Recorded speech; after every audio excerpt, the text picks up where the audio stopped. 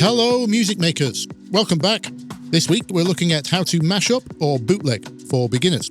Now I say beginners, I will be assuming a couple of things. I'll be assuming you know how to operate your music software, whichever that may be, including how to time stretch and pitch shift in that software. So if you've got that down already, let's go. So what makes two tracks good for mashing up together? Easy, they just need three things in common. They need to be at the same tempo, the same key, and the same scale. Now things are obviously easiest when those three things already match up without us having to do any work. But if they don't, no problem. It's pretty easy these days to manipulate a track's tempo or key so that they do match up. Unfortunately, we can't do much about the scale though. So here's a current example. Imagine you're planning a summer DJ set and you think the crowd would go for the Clementine Douglas vocal on Calvin Harris's new track, Blessings. Let's say the original mix doesn't work in your set and you need something else. Or maybe you don't want to get into a legal argument with Chicane. So let's take a note of the tempo, the key, and the scale. It's 130 BPM, it's in B, and it's minor. Now, I'll explain in more detail later, but manipulating the tempo of a track is usually preferable to manipulating the pitch, at least in terms of the resulting quality. So for this first example, let's make things easier on ourselves. I'm going to scroll down and see what else is in B minor, preferably something summery. Here's a prime candidate, Afro House, B minor, I Adore You by Hugel and Top. Let's grab the extended mix of each of those and let's try a mashup of those two. Okay, so one thing you might want to know is how to get acapellas and instrumentals if they are not for sale. Easy, AI can do that work for us. Go to any website similar to this one, and it should let you separate the vocal from the instrumental, and vice versa. Be aware, with this one in particular, I thought it was rather hilarious that if you select both, it just gives you them back merged, or in other words, the same track that you've just uploaded. So you have to manually download each one separately.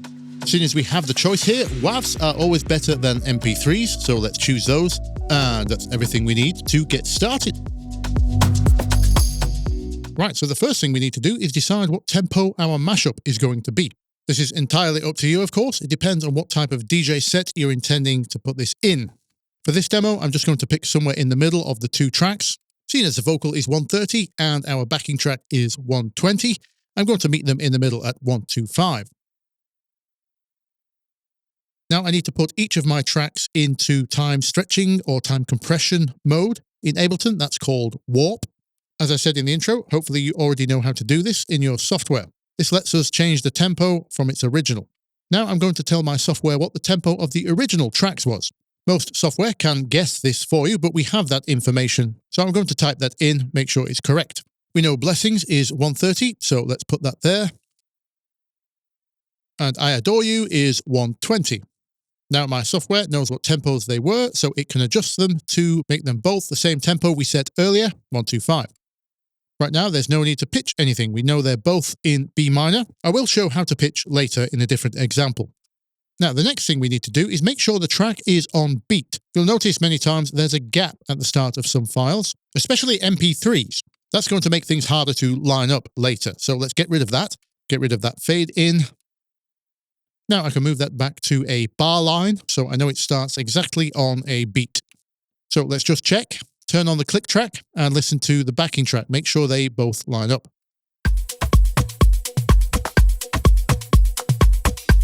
Good, good. Now for vocals, not so easy because we can't see distinct beats in a vocal, and some start on the beat, some of them start after the beat, and some start before the beat, what we call a lead-in, and then they go over the bar line. So, not so straightforward. If you're in doubt, line it up to the original track while that is also in beat. Now, I already know where Blessings starts. If you count a track as 1 and 2 and 3 and 4 and, I've already counted that Blessings starts on the 4 and. Counting like that is dividing a bar into 8. So if I set my grid to eighths, we can see where that vocal should start. 1 and 2 and 3 and 4 and. There. So this is a little late. There was probably a gap at the beginning of this file too. So let's nudge that over. Now we know she starts in the right place. Let's move the start of the file to a bar line so it's nice and easy to line up.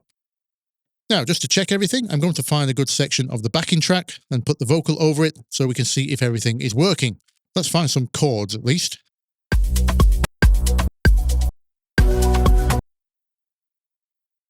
Just want to check, is everything in time? Does it sound like it's in tune? And the overall vibe, is it going to work?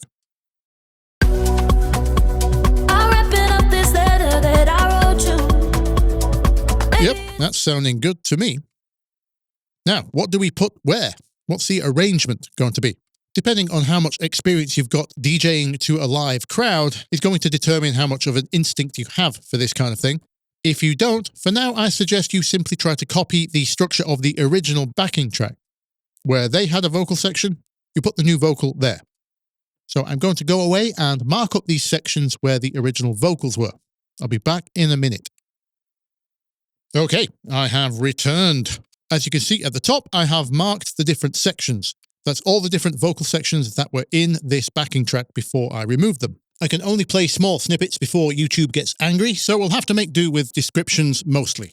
And as you can see, I've moved the new Blessings vocal to start where the original I Adore You vocal did. So the writing is quite small, but there's a verse here, and this is a pre, as in pre-chorus.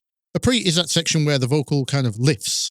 Now, Clementine with the Blessings vocal doesn't actually do that. There's no pre-chorus. However, her verse is twice as long, so we do have a vocal for the same amount of time before the chorus. And that means the choruses both line up at the same time as well. So all good there. Now, I Adore You does have a post-chorus section, which is kind of a callback to the verse, and Clementine doesn't. But again, Clementine's chorus is twice as long, so no problem. Then following that in I Adore You, there's another post-chorus, which is like a chant section. In the Blessings vocal, there are almost two. One is an echo effect, and the other is a chopped-up vocal, which is nowhere near the lift of the big chant section. So we'll have to bear that in mind. Here's the chant. So as you can hear, quite big, whereas here is the echo section from Blessings.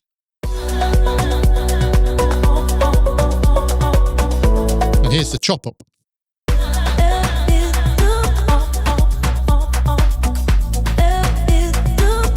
Very similar, but neither as big as the chant. I'll probably use this one and just put that one there.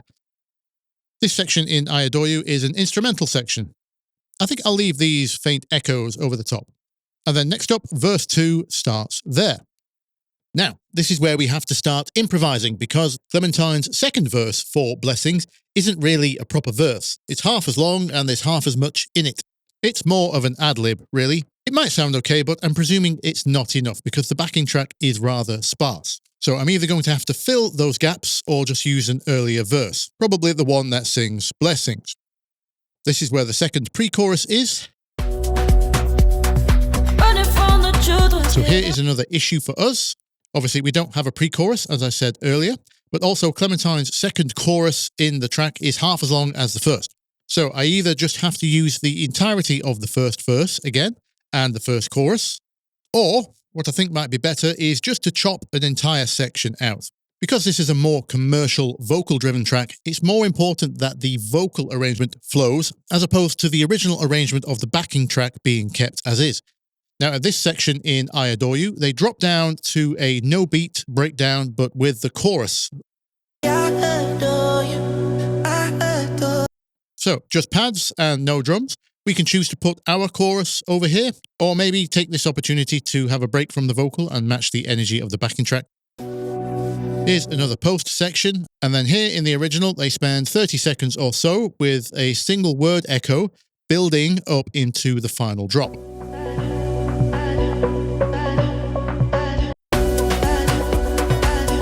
Back into the same chorus, which is the same format as over here.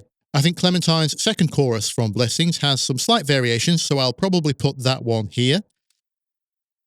And then we're going to have to pick a word or phrase to repeat so we can build up with that. Probably Blessings, obviously, or maybe the No Looking Back would work.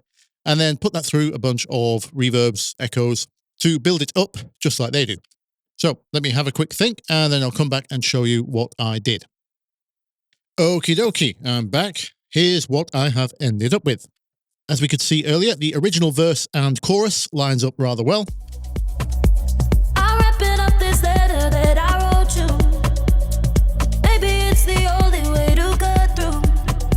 As you can hear, that fits nicely. Here's where the pre would have been, which is the second half of the blessings verse. Though it hurts, I only wish you blessings. All good so far. Here is the chorus. You build me up to break me down. Never respect the love you found. Good, good.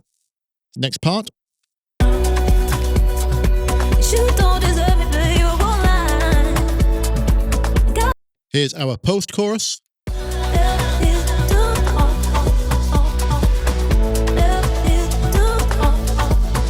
That's working. And for the instrumental section, I decided to keep those little chop-ups because they didn't get in the way of that main instrumental hook.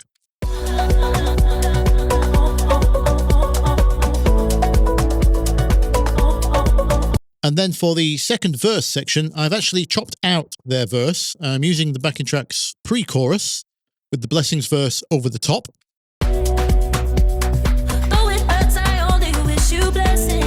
Mainly because the instrumental is much more interesting there. And because, as I mentioned, Clementine didn't have much of a proper second verse, so I've just taken the second half of the original verse, the part that mentions blessings, that goes here. Feels a bit like a radio edit, doesn't outstay its welcome in the verse. Now we break down to the chorus. You build me up to break me down. Never respect the love you found. All very good. And then for the second half, I used Clementine's second chorus because it had some more variation in it. That keeps it from being exactly the same as the first. You don't deserve it, babe, won't lie. Got no more tears to cry. Oh, no looking back this time. Then here is the build-up. You can see I have chopped up some words. I chose the no looking back phrase to chop up. So we build with that on repeat. Here I added the blessings phrase.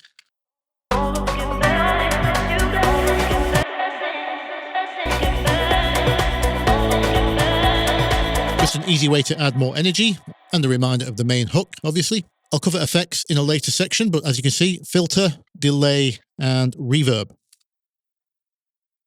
So we can wash it out and then get into the last drop.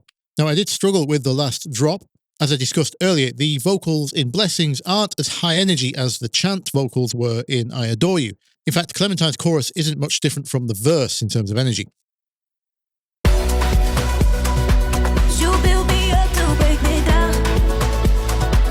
That's supposed to be the highest energy moment in the entire track, and that's not really working. So, first I've chopped the chorus in half, only repeating 2 times, and I'm going straight into that post chop-up section that we had.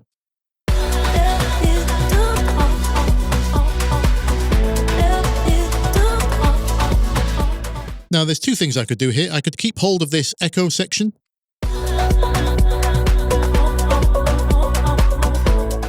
or I could go back to this chorus. You don't deserve it, babe, we could end with either of those, and then it's mix out time. So that's the arrangement I have chosen, but you might choose something different. Hopefully this just shows you some options. Next, let's look at effects. Okay, effects. What I'm not going to cover here is the basic DJ effects, reverbs, filters, delays. If you're a DJ or an aspiring DJ, you should be familiar with these by now. If not, you certainly will be very soon. Those are your staple effects. If you're using the same software as me, Ableton, you can download my free DJ rack. I'll link it in the description. That has all of the basics on it. Now, the main thing I want to talk about here is the mixing side of effects. And I don't mean DJ mixing, as in mixing 2 tracks together. I mean engineering. Because one of the first problems you're going to run into is when you try to put a vocal over an already mastered track. It's likely you're going to start to hear distortion when you try to do that. Music today is digital, right?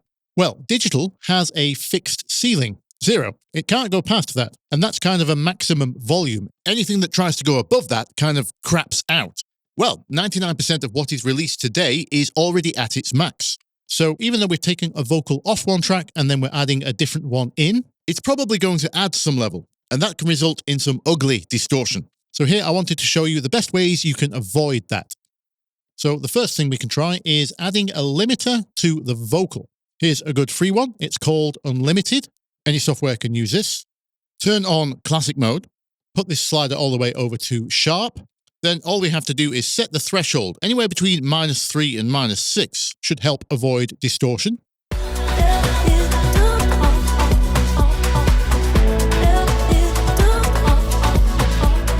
Now, our example here isn't the best because I've chosen a very soft genre, Afro House.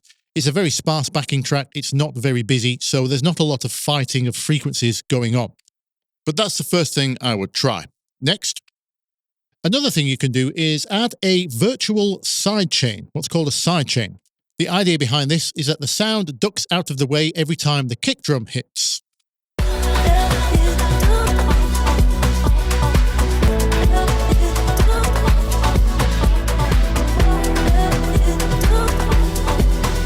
The kick drum is usually where most of the energy is in the track. So quickly ducking a sound out of the way of it is a great way to avoid distortion. It's that pumping effect you'll hear on lots of tracks. This is a free one I use called STFU. Now, you'll have to keep an ear out for if you're losing too many lyrics. That will probably determine how much of this you can use, but that's the second thing you can try. Another thing you can try is just adding a limiter to the whole signal, the master channel, when everything is combined. Again, this one is fine. You can set this to sharp and get good results. For some, this would be the first and only thing they would try, but bear in mind here, though, if the vocal goes too loud, then the drums will be ducked. So this has more chance of messing with the groove. No need to change the threshold here. We just want it to catch anything trying to go above 0.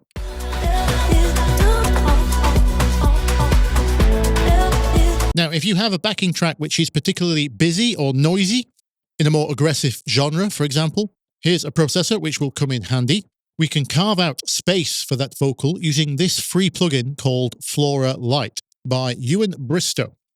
This is what I would term a spectral sidechain. First, I'm going to tell it to listen to the vocal track, which is this one. Now, when the vocal is singing, it will duck out the exact frequencies of that vocal from our backing track. Like I said, it's carving out space.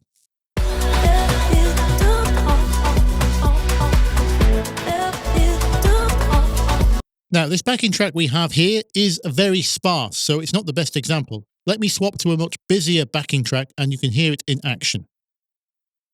Here's our busy track.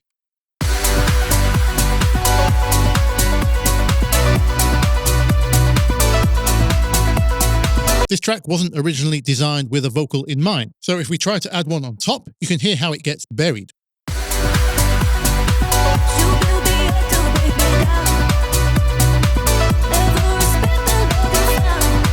So let's turn on Flora Lite and carve some space out for that vocal.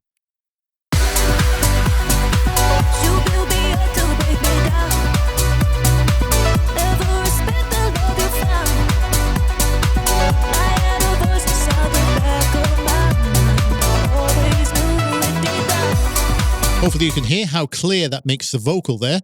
Works great, and you don't need too much of it either. By the way, you'll need to install something called Plug Data for that one to work. It doesn't install like a normal VST plugin. It's only one extra step, but if you go to Ewan's channel, he shows you how it's done. I'll leave the link in the description. So, some things to try if you're hearing too much distortion when adding two tracks together. Okay, so that's mashing up two tracks that were already in the same key. However, if you want to mash up two tracks which aren't, let me talk you through a few things to look out for. Now, as good as today's technology is, there is one thing to bear in mind. It is technically possible to manipulate any key into any other key, but just know that the further you stray from the original, the worse the quality is going to get. In terms of the concerns of a DJ, this quality loss manifests in two main ways. Changing the pitch of a track is going to mess with its low end, especially the kick drum. Obviously not good for dance music.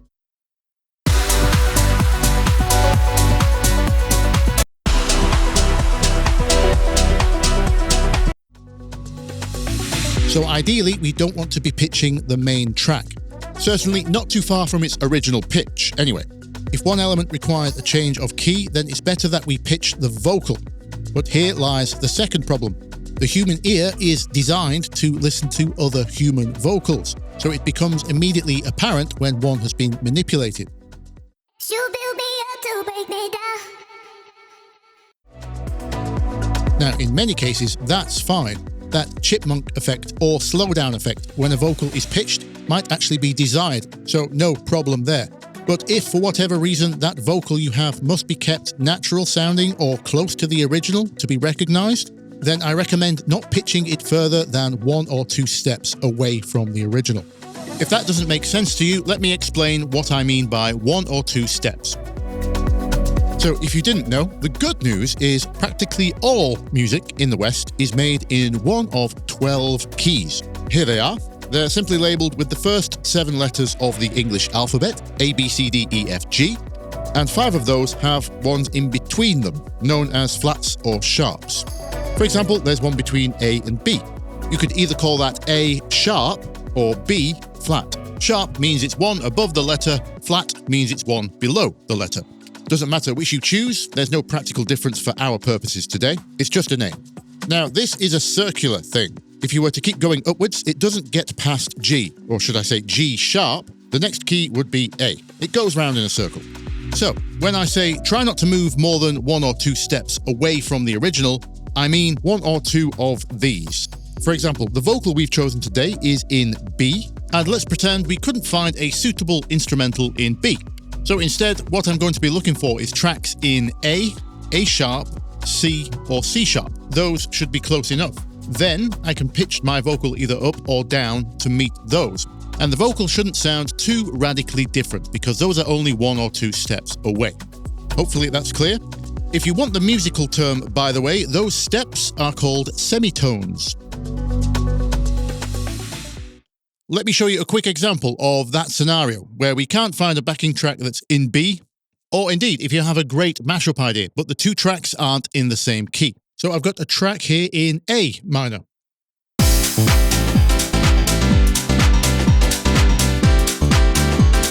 Remember I said 1 or 2 steps would be fine. A is 2 steps down from B. So as I said earlier, it's better we pitch the vocal, not the track, so we don't lose too much of the quality of the beat. So all I have to do in my software here is pitch the vocal down -2. That's done down here in Ableton. That means this vocal is now in A. So the 2 should match up. Let's have a listen.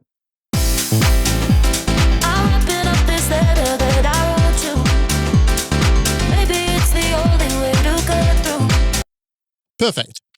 Now, while we're on the subject of pitching vocals, here's a useful word to look out for: formants. Whatever software you end up using to pitch the tracks may have a thing you can adjust called formants. You can think of this as a kind of anti-chipmunk amount. I won't bore you with the science in this video, but it tries to compensate for those artifacts you get from pitching a vocal. Let's listen to what happens to Clementine when we pitch her down without formant correction on. I'm wrapping up this letter that I wrote you. Maybe it's the only way to cut through. And here's what she sounds like with the formant correction on. I'm wrapping up this letter that I wrote you. Maybe it's the A lot closer to her natural tone, like that. So now you know what formants do. You can use that to your advantage. Some genres, or should I say some audiences on certain substances, prefer the sound of obviously pitched vocals without the formant correction on. So something to be aware of. By the way, be warned, if you try to change the pitch of your track, but your software doesn't have the track in its stretching mode, then the track will change tempo. And vice versa, if you try to change the tempo, the track may change in pitch, just like real vinyl or tape. So make sure your tracks are in the software's stretching mode. In Ableton, which I use, it's called Warp. Lastly, just a quick word on tempo manipulation, or time stretching, whatever you want to call it. It's basically the same advice I had about pitch. If we take a track too far from its original tempo, it's going to start sounding bad.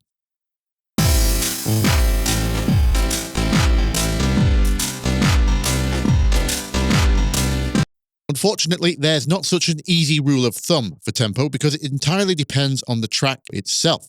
For example, a track that's very sparse or has very basic rhythms in it might sound okay being sped up all the way from 120 to even 140, maybe.